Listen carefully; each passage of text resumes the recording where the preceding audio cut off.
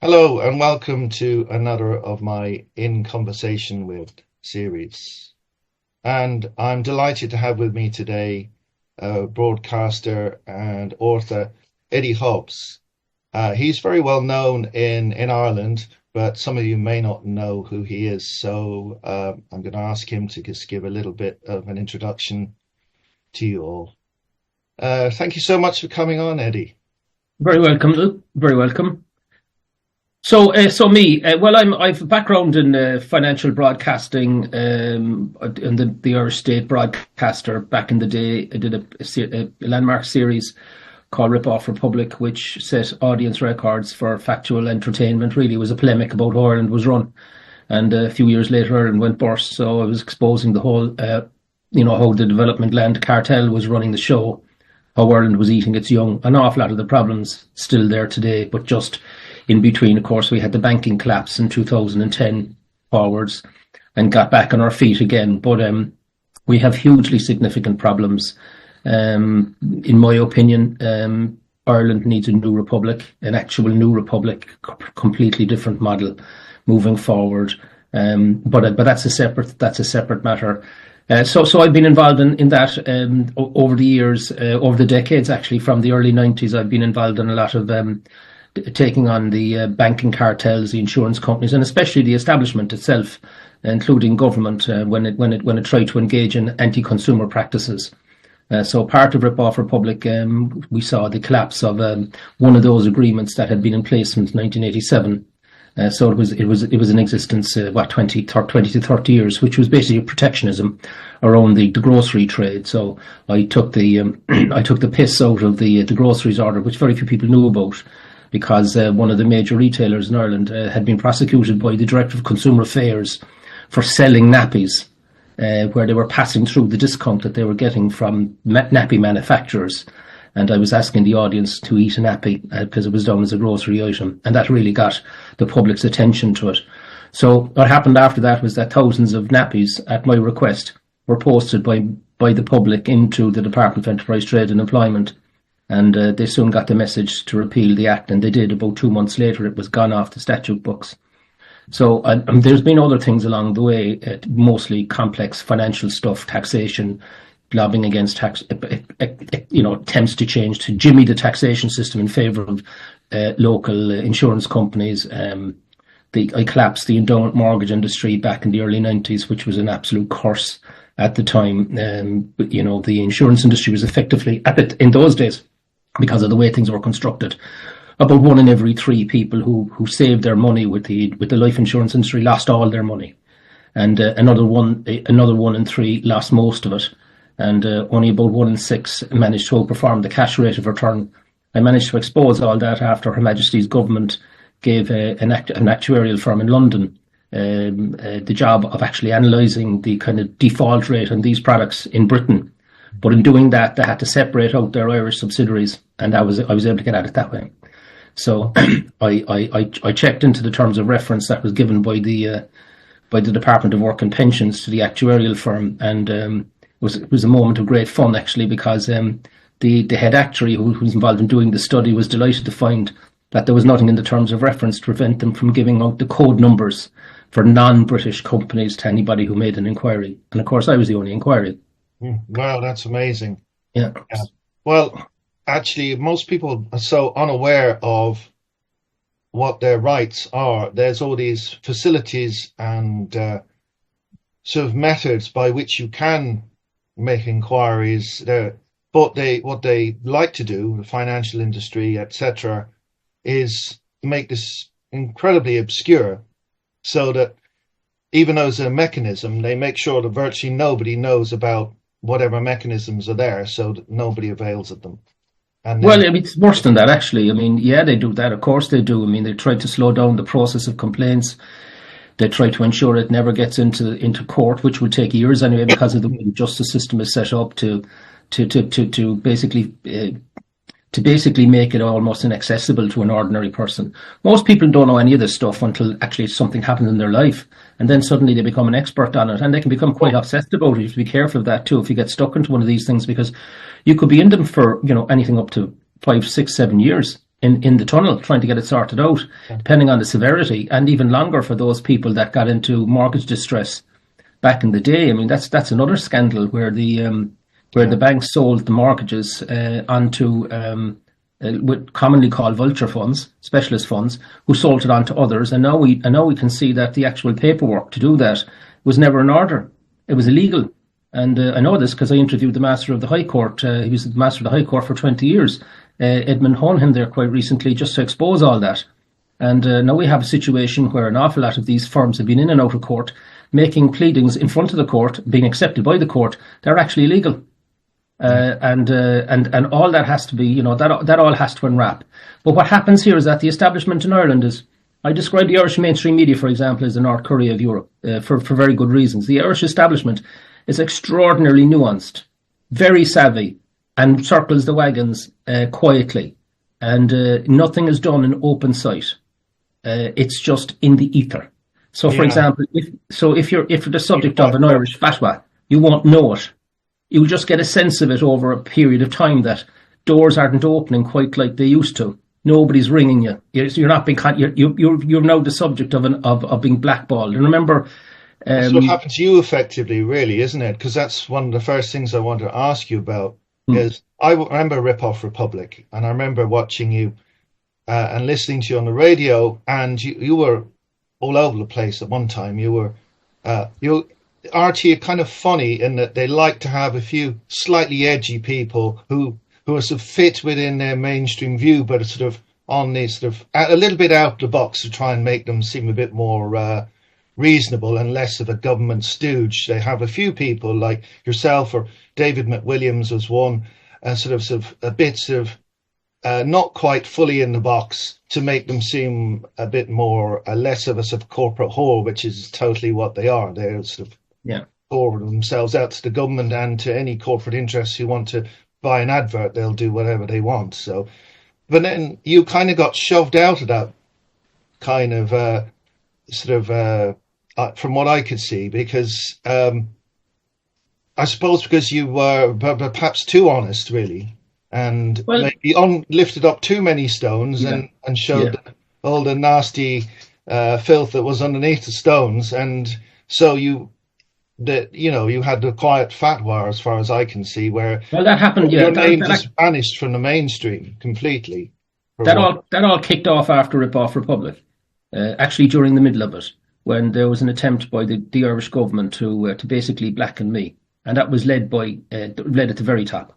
I got a phone call while the programs were going on. There was 4 major programs. I got a phone call from a senior a journalist inside an RT telling me that particular day they were actually running with a headline to suggest that there was a file in with the DPP, the prosecutor, to take an action against me under some tax code or another, or some breach of law or another, and they were actually running with it. And how did I respond? And I'm there. It's Saturday morning, 11 o'clock. I'm at home. And I said, well, I presume that any citizen in Ireland that would be subject to a prosecution by the DPP would have had to be given a file by the Gardaí, and the Gardaí would have had to interview the person in question. And he said, yes, that's how it works. He said, well, what you've been told is a pack of lies, and no doubt it's coming from cabinet sources. And he more or less confirmed that. He didn't quite use those words, to be fair to him, because he was protecting it. But I knew what was going on. And that was the final throw of the dice, because the government got an awful fright over Rip Off Republic, and they decided to try and take me out. That was their final move. And it failed because the public turned on them, because the public could see what was going on and turned on them, and they quickly backed off. I went on to a television programme the following Monday, actually, and questions and answers with John Bowman. And Seamus Brennan, God rest him, the Fianna Fáil heavyweight, came on, and the first thing he did, without even being asked, he put his hands up and said, we accept the criticism on the programme.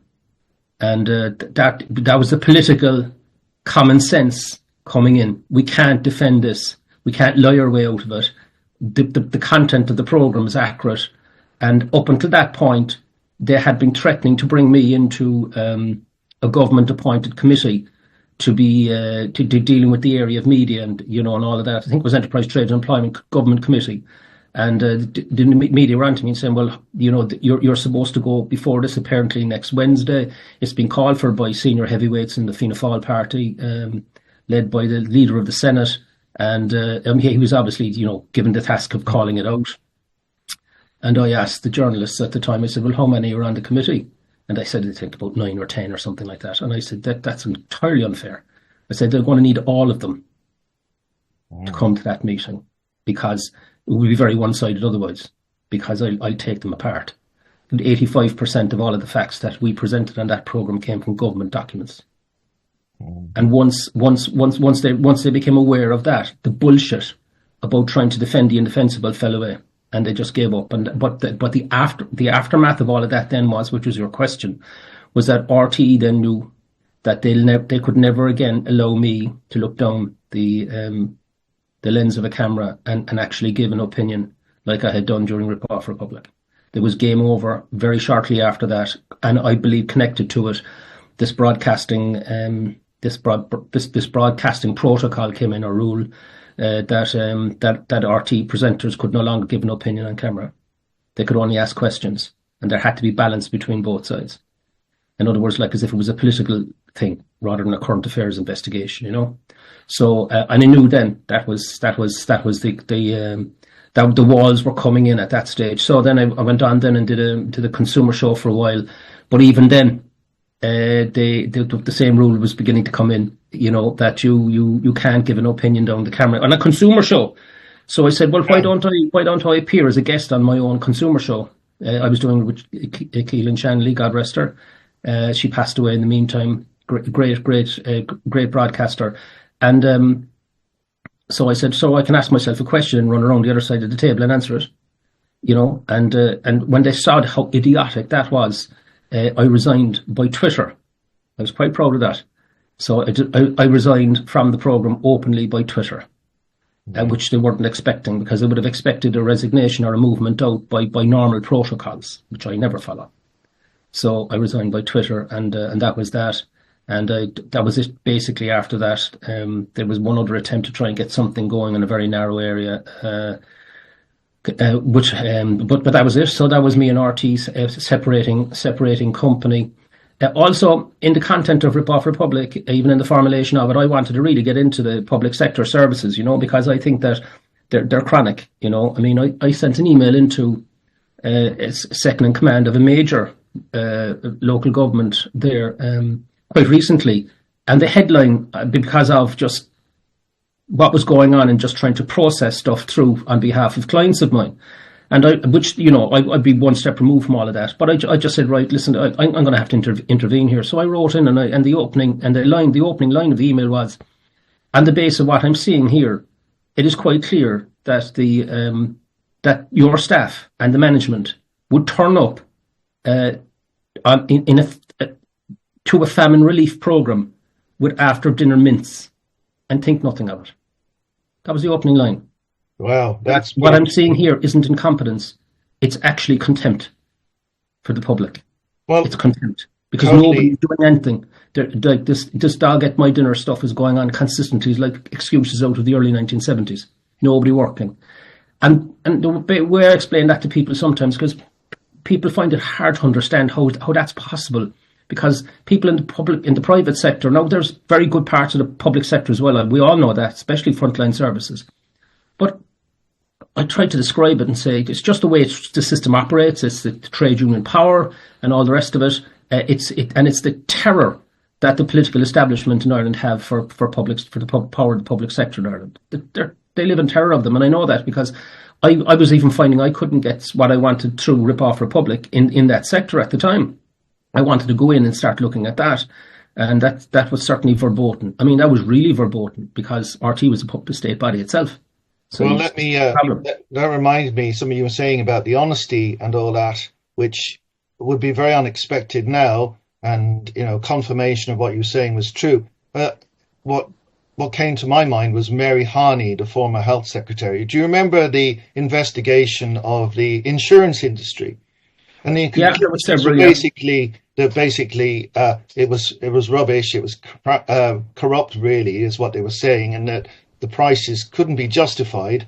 That it was basically operating a cartel, but they just sort of quietly decided to do nothing.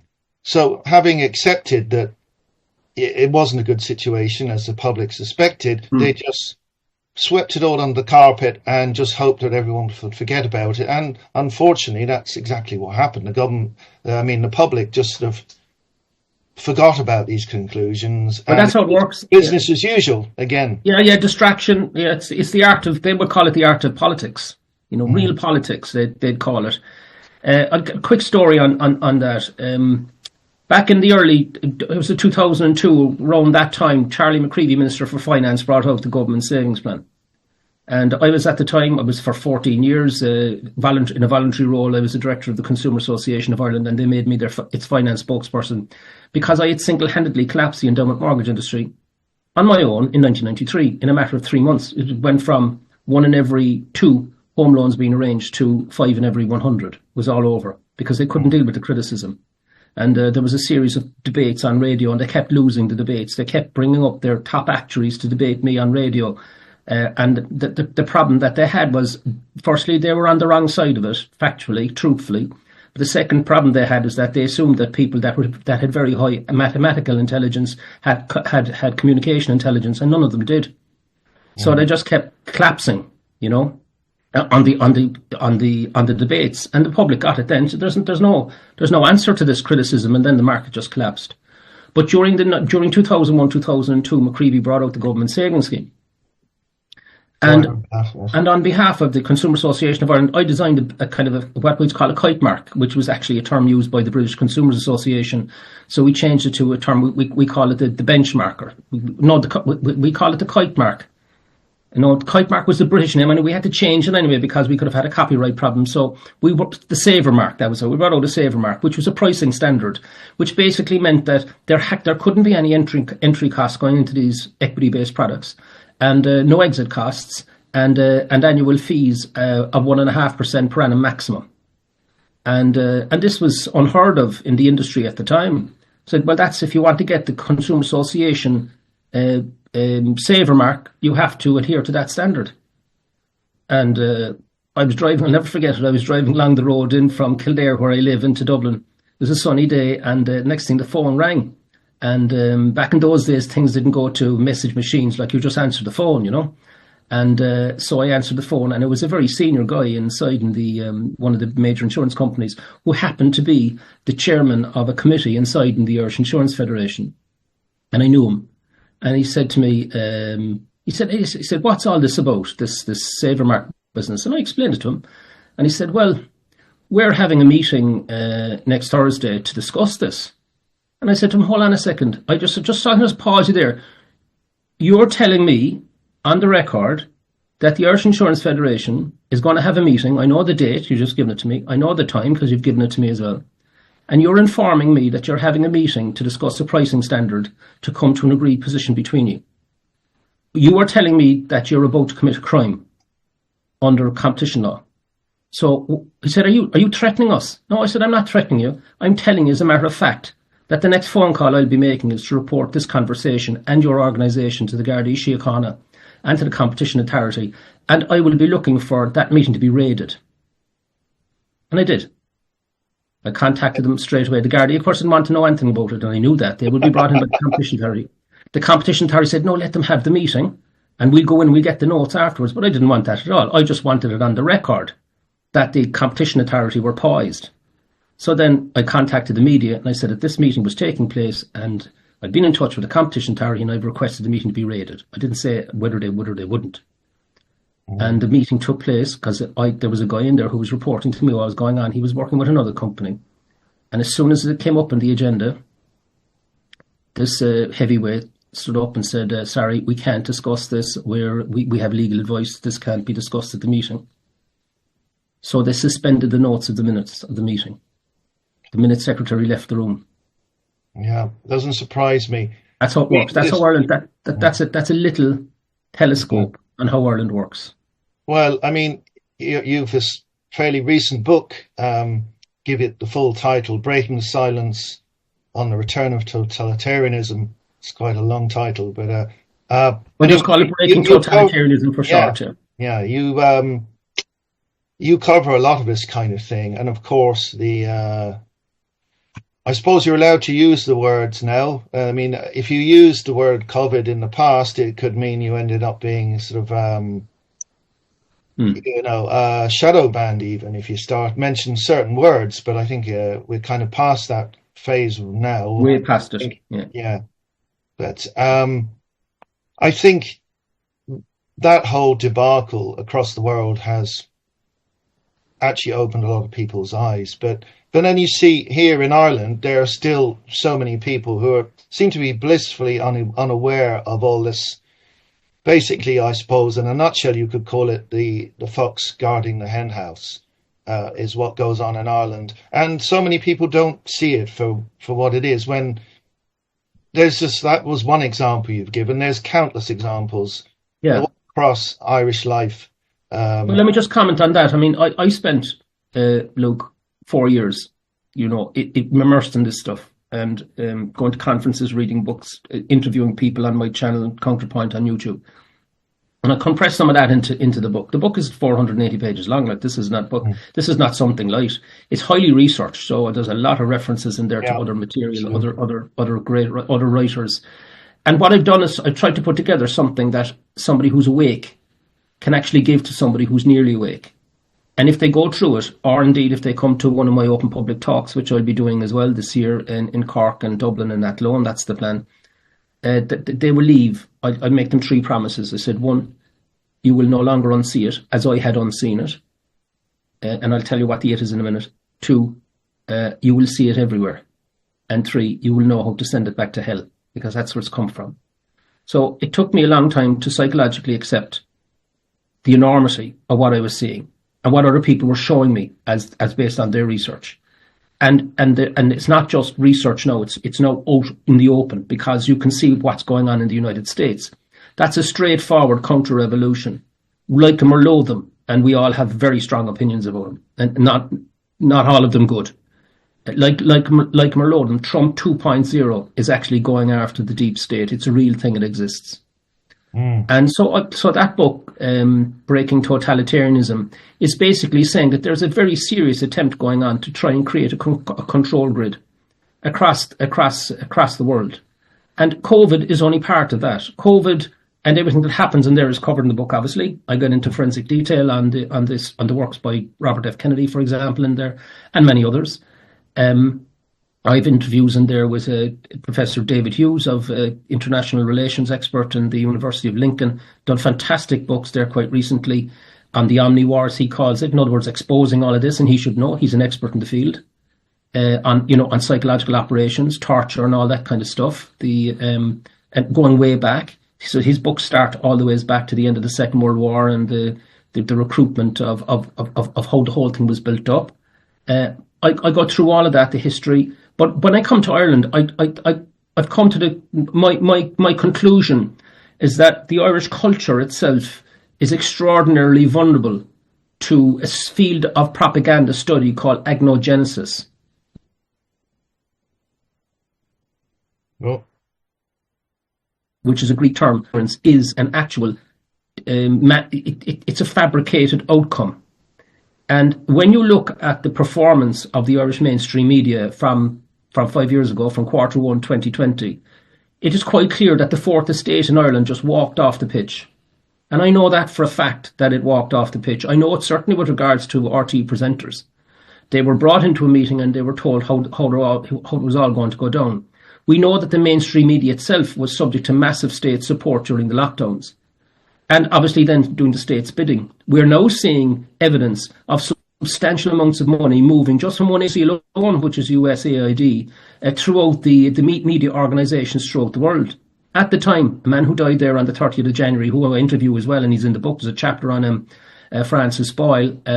Francis Boyle is an Irish passport holder and an American passport holder, grew up and lived in Chicago, in Illinois, and he's really the founding father. He wrote the 1989 Bioweapons Anti-Terrorism Act for the United States. Now, I get into bioweapons and where it came from and the attempts to stop it on American soil during Nixon and all the way through to Obama. And so he wrote that act in 1989, and in January 2020, he went public and said, this thing is a bioweapon. And he was immediately attacked. I think he had 60,000 attacks on him throughout the media organisations in the world over the next 2 weeks, deriding him, castigating him. The man actually single-handedly wrote their Bioweapons Anti-Terrorism Act during the original Bush administration back in 1989. He's a brilliant lawyer, and he knew the ground. And we now know, I mean, the amount of information now coming out is extraordinary. Like during the week as well, we could see payments directly from USAID of $42 million went to Ben Hu, H-U. And you might say, well, who the hell is Ben Hu? And Ben Hu is the second in command to Xi Zhenli, the Bat Lady in the Wuhan Institute of Virology. The cover story that we were being given, including adopted in Ireland, including being pronounced throughout the Irish mainstream media, was that a goddamn bat bit somebody in the wet market in Wuhan. Yeah, and that's what triggered the whole thing. Yes. It's a load of bollocks. Yeah. It's lies, and it's a cover story. We actually have the actual conversations that took place between Fauci and others where they were discussing all of this. We can see the letters, the reports going into the so-called pristine medical journals, which clearly were nailing it on a zoonic origin. In other words, came out of an animal. This thing wasn't. This thing was a manufactured bioweapon in the Wuhan Institute of Virology, paid for by American money. And the technology that they used was based on a patent by Professor Ralph Barrick from the University of Chapel Hill, North Carolina, Chapel Hill. He's one of the major academics researching the weaponization of viruses. You would say, well, what are they doing weaponizing viruses? Well, they banned bioweapons back in the day, but they allowed one little clause, which was, well, you can kind of do this if it's for vaccine research, gain of function, as they called it. Yeah. And through that, then, there's bioweapon labs everywhere. But, of course, they're off American soil because Obama banned it on American soil. So Fauci just made sure that they moved the operation over to Wuhan. And we now actually have the money trail. Like, goddamn money trail is there now over the last week. So all of that stuff that you heard from Irish mainstream media, from major commentators, from the so-called consultants they were bringing in to talk about it, was all lies. Now, they mightn't be fabricating the lies, but they were quite happy to play it out there without even properly looking at it. That's true. I mean, it's extraordinary stuff. And reminded me of something else. We actually have the money. We have the money movements. Now, so it now transpires that the Wuhan, whatever happened in Wuhan, like this, it's an open question as to whether there was a virus or not, right? An actual novel virus, right? But doesn't matter to me, because the whole thing was a manufactured propaganda event. And that's what's coming out from the research, because you can clearly see the speed at which people lost their licenses, were deplatformed, were attacked and vilified all over the world. That could not have been orchestrated by the pharmaceutical industry and just a couple of diehards in government here and there. This was organised at a military level, because the military were involved in it, because it goes right back to the US deep state and military bioweapons complex. And Fauci was at the centre of it. Now, Fauci came through Ireland last year, and the current Taoiseach, gave him a medal on behalf of one of the medical institutes in Ireland. Miriam O'Callaghan photographed an RT, delighted all the staff. It was like as if Santa's elf had arrived. He was a criminal. And there was several of these, right? Holohan as well, the ex-NEFID head, HSE, all genuflecting before the god. This guy was the head of the US bioweapons industry, breaking US law when he did this, transferring money across with the full knowledge of the people behind it in the American deep state. And then, of course, he's then given a pardon a few weeks ago by Biden. So why would you pardon somebody? Why would you pardon somebody unless they were potentially subject to criminal investigation and prosecution? That's the only reason you pardon somebody. Yeah, absolutely. And I mean, otherwise they don't deserve a pardon. And we were taking our medical advice from this guy. And none of that is appearing in the Irish media. Not a word of it. And furthermore, last year when I was doing my first open public meeting in Cork, I'm doing I'll be repeating all that now shortly. These are open free to public meetings. Come along. It's free to come in. Just bring a few quid with you, throw into the expenses bucket. That's it. That's the gig, right? We had 1,000 people turn up at the Silver Springs Hotel in Cork, and about 200 of them had to be turned away. We were just out of parking spaces. It was huge. People came from all over the country. So I know that people get this, right? There's a significant number of Irish people out there are joining the dots themselves and seeing what's going on. But a huge number of people are stuck in this agnogenesis, this manufactured ignorance. They're just watching RTE, they're just listening, they're just reading propaganda. And it's unending, the amount of bullshit that's coming out of so-called journalism in the Irish media. It's just opinions, and it's all on the one side. So none of this was published about the obvious money trail back to Wuhan. You won't hear anything of it. You'll just see Trump being vilified. Easy articles. I mean, come on, easy articles. And we've now got our country into a real problem, And I don't know what's going to happen on St. Patrick's Day in Washington, but if we can get off with just a scolding, then we'll be getting off very likely. And this isn't a question of being on the wrong. This is a question of no analysis. This is a question of no journalism. So last year, when I was, let me give you a great example. You mentioned about all these things. So I looked into some vaccine research myself, and all this using lipids, etc., and the which is basically a solid form of carbon monoxide as well. All these other things that I looked, and I found research papers on this going back to 2011, and you can actually, I printed them off and put them into people's hands, and they're still like, oh, but on the news it said whatever. Yeah, they're beyond fact. It beggars belief that you actually give people the evidence into their hands, and they still don't believe you in some cases. You see, they don't want to. Well, that's why I've chapters on agnogenesis. I mean, let's just pause there for a second, Luke, because it's a very interesting area. Back in the 1920s, there was a study done by, I think it was the Department of Education, examining the institutions in Ireland looking after our most vulnerable children, and it was astounding what they found, and it was known at cabinet level that there was abuse of children going on. And they decided to bury the study because of Irish exceptionalism. We can't have that. We're not making that public. That's been buried. And for the next 50 years, most vulnerable Irish children were raped and some of them murdered in these institutions. And it only came to light in the 1990s. And everybody was always in a terrible. We turned a blind eye. That's why Cillian Murphy was starring in that film recently. That is agnogenesis. In 1961, Dr. Lenz in Germany came out and said, we have a problem with thalidomide. It's creating deformities in babies.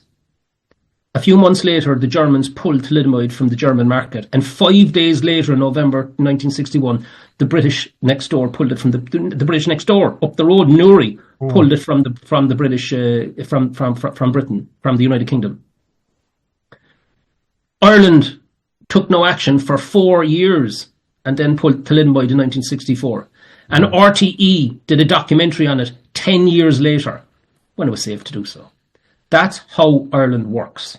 So if you're there and you think that you're getting a view of the world and that it's accurate from the mainstream media in Ireland, particularly anything to do with any of these events, you're living in the matrix. You're actually living in something that is an illusion. That's how ignorance is manufactured. And we can see that. I mean, for example, at the end of the book, I talk about a conversation I had with somebody, very intelligent guy. Same thing, just to pick up your thing about the facts. And met him down in West Cork there last year. And he said, "And what are you doing?" We were having a glass of wine. He said, "What are you doing these days?" It was at a kind of an exhibition thing. And I told him, well, I'm just finishing this book. I hope to have it out by the end of the year. He's interested in books. He said, "Oh, I don't believe any of that." And I said to him, and this I remember I was catching up with him 4 years later, and I told him 4 years before that there were serious problems with all of this, and I was beginning to look at it.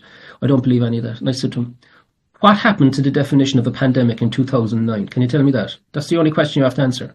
What happened? He said, I don't know. I said, you don't know that? Well, if you don't know the answer to that, you don't know anything about the world that you've been living in for the last 4 or 5 years. So therefore, your view about what I'm doing in the book is actually irrelevant, because you haven't even begun to think about it. He said, what happened? I said, they changed the definition of what a definition of a pandemic was. The WHO, they completely reduced the morbidity and fatality rates so that the whole thing became about infectability. And despite repeated requests, there are no minutes available for that meeting. And he's looking at me. Shocking. It's absolutely He's shocking. looking at me like I'm just basically told him you've been lied to from the start. You have been misled. And the enormity of it, and I can accept that because I went through all that myself. The enormity, it's simply enormous for people to grasp that they have been so, so blackguarded by the so-called fourth estate in Ireland. And it's ongoing. It's completely ongoing. Now, where we are now, because of the scale of the data that is pouring out on excess deaths globally, disabilities and harms from the mRNA vaccine, the clotting, all of that coming out everywhere. Thousands of studies at this stage are coming out, and major ones, minor ones, everybody adding to the pot. What's happening now in Ireland is they're now an Operation Cover-Up, Luke. It's quite clear it's a cover-up. They know that we got a problem here, so it's gather the wagons around, and it's now cover-up. They can no longer come out really and attack people because those old tropes like, oh, that's a conspiracy, that's not working. That's become jaded. It's like a flogged horse, They can't do that. So now what they're doing is they're saying, oh, well, yes, but do you know what? That was probably because of lockdown, psychological effects from lockdown. Yeah, but you put us into lockdown. So one of the things I looked at, well, where did the declaration of lockdown come from?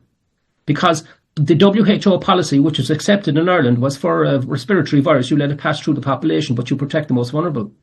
Because locking down a population into an economic blockade, basically, is an extraordinary, from a health perspective alone, thing to do. It's going to create all sorts of problems. Yeah, forget economic problems. It's going to create massive problems. So you don't do it. That was the established science. Well, the Swedes didn't do it, and they were proven to be right in the long run, weren't they? They were. But where did the declaration come from? I started to look at that, and from what I can see, the declaration to lock down the world was not decided at the WHO. It was decided at the World Economic Forum in Davos in January 2020, when Ghebreyesus, the head of the WHO, was actually back in Geneva getting phone calls from China because of what was going on there, and he appointed Sir Jeremy Farrar, who was then the CEO of the Wellcome Trust, the second largest endowment in the world. The Gates, I think, is the biggest. Huge investor in pharmaceutical industry and so on. And he appointed him to stand in for him. And he was there with Stephanie Bancel. You will say, who the hell is Stephanie Bancel? He was the guy that set up Moderna. Moderna already had the solution before the actual sequence was released. Yeah. So I was talking about what was going on in Davos in January 2020. We already had established that Sir Jeremy Farrar was stepping in for Ghebreyesus, the head of the WHO, even though he was the head of the Wellcome Trust at the time. By the way, since which he has now become the lead scientific officer at the WHO. I'll come back to those. We'll get an update on those after this little episode. And along with Stephanie Bancel, who set up Moderna, and a lot of the US money went into Moderna. That's going to prove very interesting. And then this guy, Richard Hatchett, you say, who the hell was Richard Hatchett? Well, he was hired by Bill Gates, the largest investor in the World Health Organization, through the Gates Foundation, to head up an organization called CEPI. By the way, I knew none of this either until I investigated all of this. This is the Coalition for Epidemic Preparedness Innovation. And CEPI. And where did he get him from? Well, he got him out of the Bush administration from the noughties. And what brought him to attention, I presume for the same reason, was that he produced a paper for the Bush administration that said, well, in the event of a pandemic, we're going to get the US military and National Guard to lock down all towns and cities across the United States. Lockdown is the way to deal with it. And it created a furore at the time. So what are you talking about? That's the last thing we should be doing for respiratory illness. The scientists were up shouting about it and that things rested so.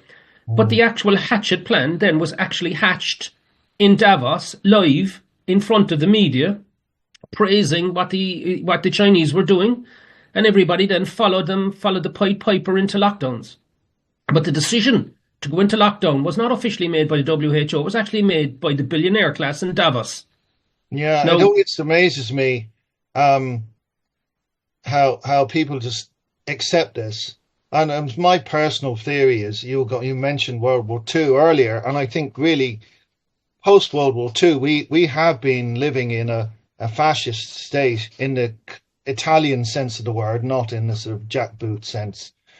The classic Italian definition of what fascism is. We've had that since World War II, except no one really has realized. And everything that's happened at Davos that you've mentioned, the WEF, if you look at Klaus Schwab's life, I saw an interesting documentary about him, which is the first one I've actually seen, which uncovers the whole of his past, his father, and all the connections going back to Nazi Germany and all that.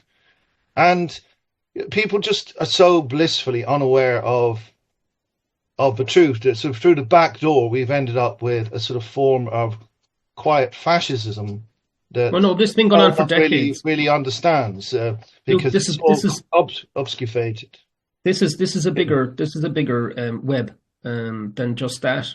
I mean, for example, if you just to deal with WHO first, the World Health Organization, I mean, in my opinion, the so-called pandemic was actually a runway to land the World Health Organization treaty, which they attempted to land in June 2024, and that would have given this unelected cabal that are beyond prosecution. By the way, they're completely immunized from that, based in Geneva, unilateral authority without reference to member states to declare health emergencies. Remember, and they dropped the definition of what that would be. Public health emergencies of international concern, so-called FAKES, very well named, PHEICS, anywhere they wanted to, anywhere on the planet, involving human health, plant health, plant health, animal health, human health, and ecosystems. And that's the ballgame. Ecosystems, of course, is the whole climate change nonsense, right? Coming in as well. In other words, they could lock down whatever they liked anywhere, based on, and they've tried it since with monkey flu and bird flu. And Trump has basically just holding below the waterline. But it wasn't Trump that did it, actually. The pivot point for me in all of this was actually the 1st of May last year, when all 49 US Republican senators wrote to Biden and said, under no circumstances can you sign that treaty for that organization. It's offensive to US sovereignty. And that I knew then that the WHO was in serious trouble because because I've been campaigning against it, having negligible effect except in Ireland. But I mean, the big beast now had come onto the pitch. And then 22 US state attorney generals had basically more or less backed it and said that not only that, but anything to do with the WHO or the World Economic Forum is going to have no validity under our state laws. So, this was the start of the counter-revolution at that stage. And remember, this is months before it became evident that Trump could actually come back in as president. Yeah, and Biden hadn't lost his way at that stage as badly as he did. I mean, literally, cognitively lost his way. So that to me was the pivot point. They failed to land their treaty. It didn't even get into the World Health Assembly. This is this yoke that meets every few years to decide changes. They made attempts to change the international regulations around since 2005, which Ireland has signed up to. They tried to remove the words non-binding 164 times out of the regulations, to remove the word non-binding. Now, the opposite of non-binding is binding. Yeah. And they didn't use the word binding. They just removed non-binding. It was quite clear what they were at. Anybody with a brain could see it. Now, at that stage, I had gone to several members of the mainstream media at editorial level to get them to, would they take op-eds, in other words, writing columns about what was going on at the World Health Organization, because they'd be quite expert at it at that stage. No, verboten, no, nobody's interested in that kind of stuff, Eddie. No, not. Look, we've had enough of this World Health Organization's business, and no, we won't carry it. No. And the radio station, I remember, I was trying to get coverage for the up and coming open public meeting in Cork. And the producer told me that we can't interview you. You can't mention anything to do with the World Health Organization. We can't interview you because our license will be taken away. This is straight from a radio producer. Another radio presenter told me that while he was presenting, and he was contrary to narrative, he was one of the few people around, that on a Friday afternoon, he was compelled to read out a statement in support of state rules around COVID and NEFID and all the rest of it on a Friday afternoon, because they were being paid to do so. They were getting money to do it. Right? Now, that's not advertising. They were being paid to do that. And he was being told, that's part of your job, whether you like it or not. And so it goes on. So the World Health Organization was not going to be discussed by mainstream media in Ireland. It was being ruthlessly controlled in the background. Now, the control grid went all the way up to the top. It goes right the way back to US bioweapon military intelligence operations that have run the whole thing, and even behind them again. And that's why Trump has come in and he's firing people left, right, and centre, because they've identified where the sources are, and they're trying to clean them out. When you question, will that work? And the answer is, well, the actual power behind all of this is not down to agencies or institutions. There's just a group of very tight oligarchs with family dynasties, some of them going back centuries, that are actually behind all this. And what they're trying to do, they're trying to create a number of things, but it all comes down to one thing: control of the human population, because they're afraid of them. Because any time that any group of people generate extraordinary wealth, extraordinary power, the masses come for them eventually, because it effectively becomes a tyranny. And the masses come for them. That's the way human history operates. French Revolution would have been a classic example of it. And we've seen that the concentration of power and money and wealth in a very small number of people is absolutely off the scale. Absolutely. I mean, Bill Gates himself, for example, owns 290,000 hectares of land in the United States. Like, he's the biggest landowner in the United States. And he's attacking the food industry, about eating beef, and we should have insects. And by the way, for the first time, we now have insect bits allowed into our food system in Europe. 4% is allowed in flour now, I think. It's the start of it. Yeah. So, all of this is planned. It's been planning in the background. The idea, we look at our national chamber. So if you look at the way countries are run, there's basically two major power channels. One is the executive, all of the apparatus around elections and putting people into the national parliament, whatever system you've got, that's it.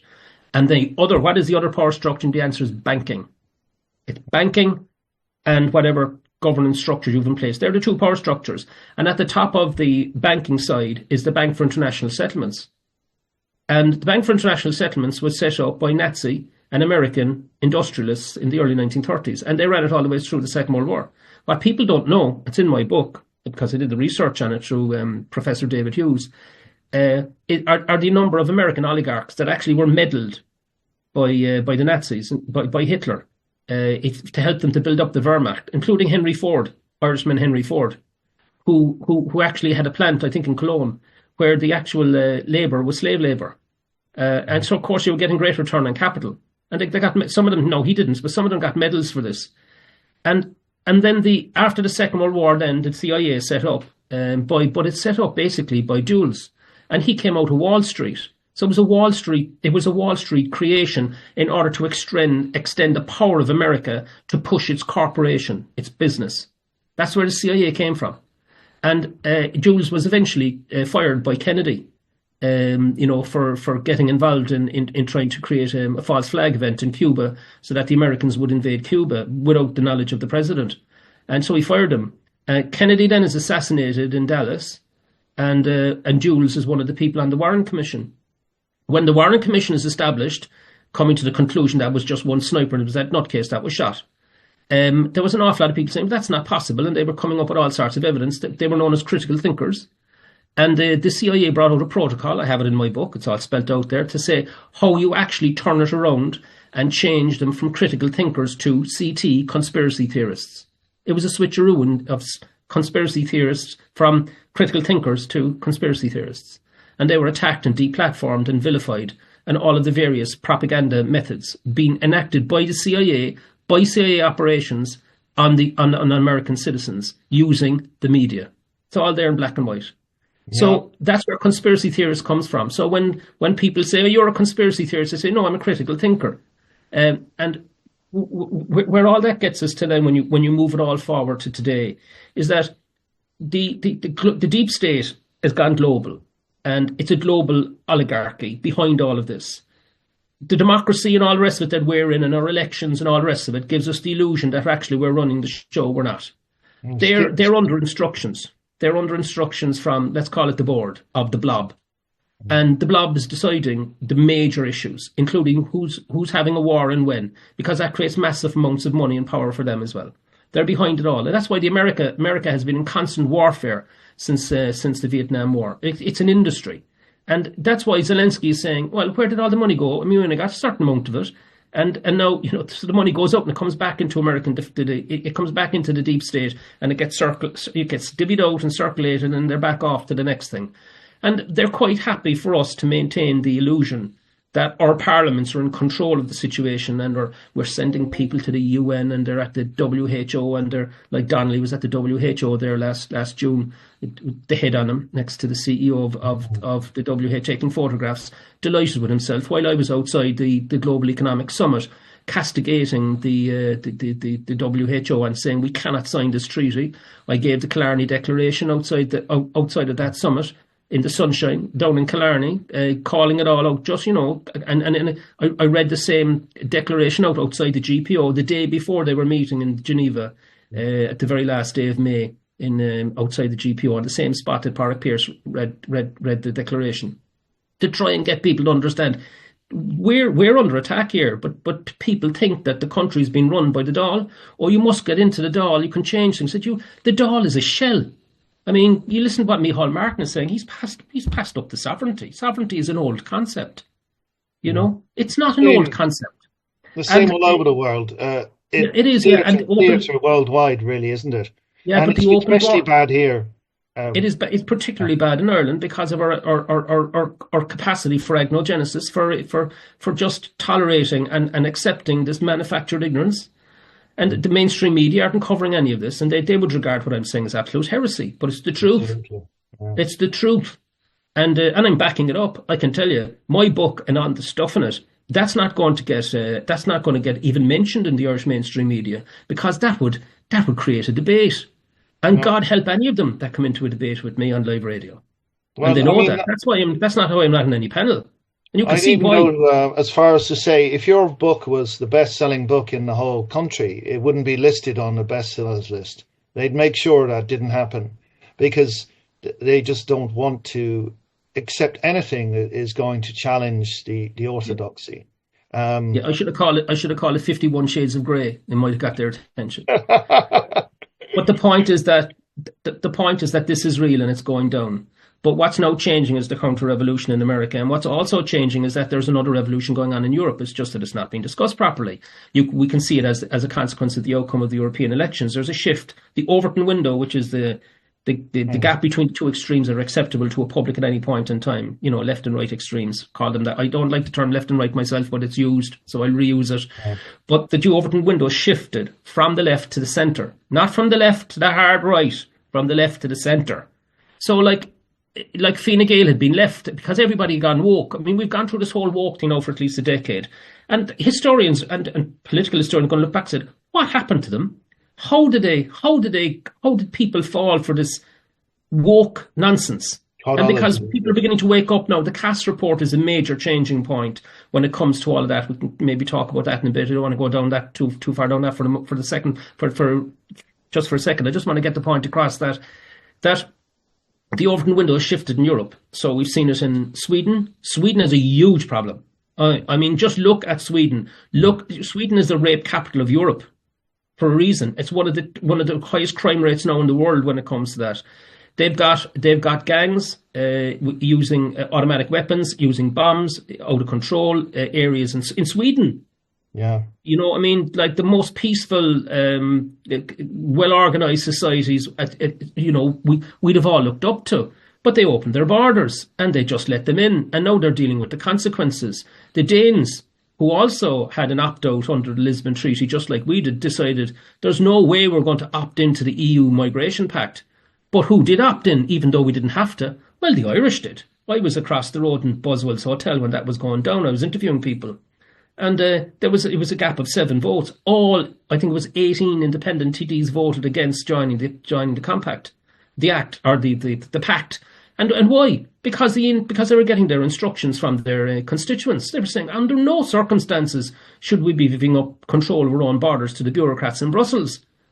But they cracked the whip, the Greens, the Fianna Fáil and Fine Gael, and they carried it. Not one single TD, not one of any of those major parties was prepared to stand up on behalf of the Irish people and say, this is wrong, we cannot do this, we cannot lose control of our borders. We've lost enough.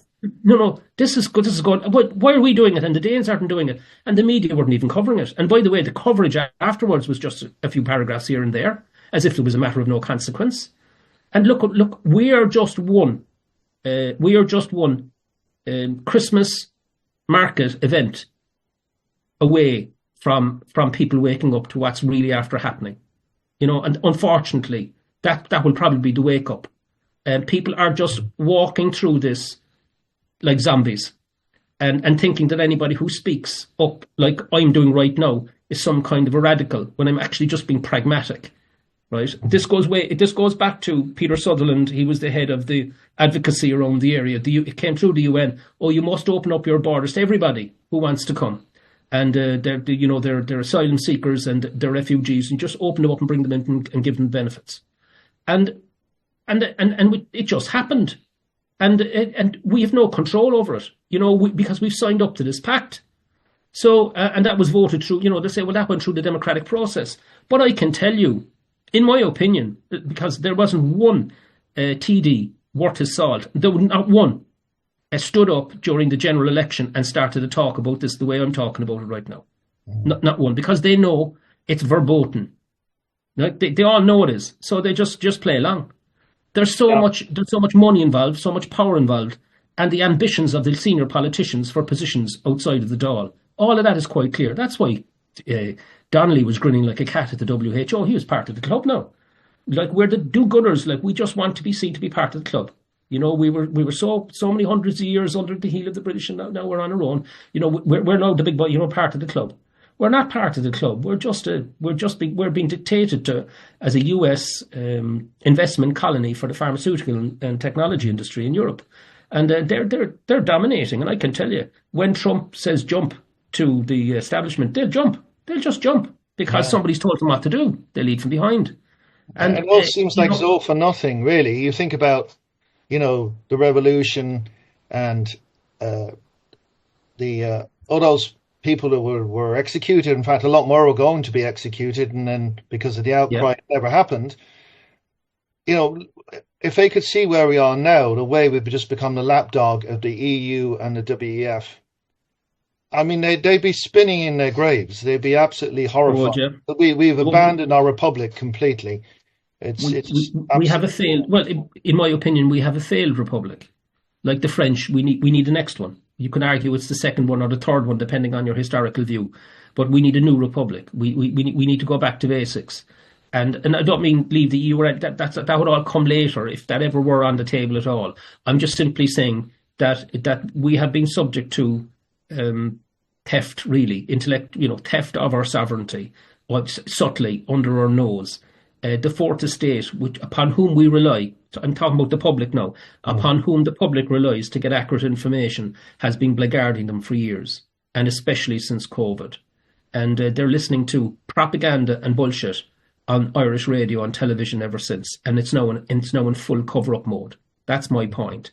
That's why I'm doing these open public meetings, to bypass the established media and try and get the information to the people that are engaged in critical thinking. Because those that say to me, "Oh well, you're conspiracy theorists," I know I'm now past the point of being compassionate about it, of being understanding about it, because we're now 5 years after the event, and all of the information is out there. There is absolutely no excuse not to engage with the facts, because they're there, and they're not there from idiots and nutcases. They're there from doctors and scientists all over the world. You just have to open up a book, read a report, and engage with it. So what I say to people is, that the problem actually is not that. It's manifestly this. Number one, they have had a failure of critical thinking. They have simply abandoned it. And there's a huge diminution in critical thinking worldwide as a consequence of the way technology uses to stream information at us. I have all this in the book, how the technology works and all the rest of it. It's all covered in the book. So there's a failure of critical thinking. People like having these type of discussions and debates in groups and exchanging and being challenged on your beliefs. Where's the evidence to support this? Like proper critical thinking using the Socratic method of engagement. It's all there. It is just diminished. It always diminishes when propaganda floods the zone, but it's happened this time again. So there's a huge diminution in critical thinking. We have to relearn critical thinking, reignite it within us. So there's a failure there. There's a failure in morality. quite clear. When we looked at what we did, we trampled all over, and we allowed it to be trampled all over informed consent, which is rule 1 of the Nuremberg Code. There must be informed consent. There was no informed consent. We all went along and we allowed ourselves, 5.55 billion of us globally, and 85 to 90% of the Irish population allowed ourselves to be jabbed without knowing what the hell was going into our arms. And the doctors didn't know either. So that we abandoned informed consent. So therefore there was a failure of morality, and there was a failure of personal courage, because we didn't stand up and say, there's something very wrong here. We need to talk about it. We all went along because of fear of what would happen if we challenged the narrative. That's what happened, which is why out of the 23 or 24,000 members of, licensed by the Irish Medical Council, only about a dozen stood up. Only about a dozen. Nobody, for example, when they opened the floodgates to print all the money to cover the lockdown, the costs of lockdowns, there wasn't one single economist, not one, in the mainstream media or in any of the academies, warned that this was going to generate. This was materially different from any kind of money printing before, because it was going directly into the veins of the economy and it was going to create inflation. I mean, gobshites like me could see that coming a mile away. That's why I put ads on News Talk to try and wake people up. This is going to create inflation. I did it 4 times. I ran 4 series of ads, knowing that I was playing handball against the haystack. But I was able to then say, well, I put ads into News Talk. What the hell did you do? Because there wasn't one paper anywhere from anybody warning this is going to create inflation. Yeah. And you would say, well, if they knew it was, and why didn't they speak up? But that come back to my point. It was a failure in personal courage, a catastrophic failure in personal courage. The scientific community, where were they? Yeah. Where were the editors? Where were the editors? Where were the politicians? Yeah, but where were the politicians? Where were the editors? Where were the senators? Where were the TDs? All of them. Failure of critical thinking, failure of morality, and failure of personal courage. 3 failures. And that's what I put to them on a one-to-one basis. And I tell you, people back off pretty quickly, because when I start asking them, well, what do you know about this? They clearly know nothing. So that's the failure of critical thinking. And I haven't even gone into morality or personal courage. People back off because they know it's true. They know in their gut it's true. We all failed. We failed our people, the Irish people. Remember, the Irish people predate the state by centuries. We are sovereign people. Or the preamble to our constitution's us, that's our voice in the opening paragraphs, telling the establishment what the rules of running the place is going to be. And we have to re-establish our power over the establishment, because the establishment is working for forces other than the Irish people. Because if they have failed, if they've trampled informed consent, they have failed in critical thinking, they've failed in morality, and failed in personal courage, what are we doing leaving them lead us? Yeah. Well, I think we've got this problem, and that's one of the last things. Obviously, they're going to use financial mechanisms to try to crush us and establish a sort of a digital totalitarian world state. But here, I suppose we're one of the canaries in the coal mine, really, because, as you say, people are open to this mass formation indoctrination more than other places. So this process that we're trying to fight has to be fought across the whole world. So, but my thing is, how do we get past this? How are we going to make these people truly accountable? I suppose people like yourself really is part of that equation of actually trying to get the rump in the middle, who are sort of half asleep, to wake up. So, how do we achieve this? One by one. Yeah, the answer is one by one by one. I mean, that's why I'm doing the open meetings, and that's why I wrote the book, and I'm sure I'll have another one coming. It's to try to get critical thinking. That's where we need to try and get critical thinking going again as an actual function, brain function, as something that we should all be engaged in. I mean, that would require people to actually come together and talk to one another again. It would require people to answer the fucking phone instead of letting, we're being streamed at constantly. We're not engaging in debate. And it just doesn't exist. So therefore technology allows us then to disappear down rabbit holes without realizing we're in an echo chamber. We're just being categorized. I mean, Goebbels and Stalin would have loved the technology that has been applied to keep us separated and alienated from one another. And we think because we're getting all this information that somehow we know what's going on. We're getting the information that we want to hear. That's the point. You're only getting what you want to hear. The algorithm is feeding you what you already know that supports your biases and opinions. It's not challenging them in any way. That requires other human beings to engage in open public debate. I mean, respectful debate. That's how we come to collective wisdom. But so how do we do that? Well, obviously that's one way of, that's what I call ground hurling, where we do this on the ground. I mean, we had an example of it last year on the 13th of March last year when the Irish people came out and overwhelmingly rejected the change to the Constitution that had been pushed at them by all mainstream media and all the commentariat, all of them, including RT. Oh, vote yes, vote yes, vote yes. The Irish people came out and said smelt a rat. And they said they voted no. And that was because a small number of people went and played ground hurling. Michael McDowell was one, Una McGurk was another, Tracy O'Mahony was another. And they went at it, and people were saying, do you know what, I smelt a rat, and they're giving me the evidence of it. They knew there was something wrong, and they responded accordingly. No. And of course, the fact that the Attorney General's advice was being buried as well by what I call rhetoric the garmless of the Green Party. Mm. All of that didn't help. But I mean, they're gone now, well, Bart. He's just hanging in there by his fingertips, which is part of the change going on in Europe. So when you look at Europe, you see France is swinging to the centre. Germany is swinging because of the growth of AfD. Holland has already gone there. Austria has already gone there. And of course, Italy's already gone there. Sweden has huge problems. They don't need any convincing. They're new government. Too. So like the Irish government. Time, I'm afraid. So I'm going to have to cut you off there. I'm really sorry, but thank you so much. It's been fascinating listening to you, and I hope your book continues to do well. And I really encourage anybody to go out and get that and give it to someone who. Well, it's on the links there. If you can give the links, I'll have the link underneath this video, and it's free. Just so people know, it's free. You can download it onto your phone for nothing, or you can get a hard copy, but you have to pay for that, or you can get an audio version.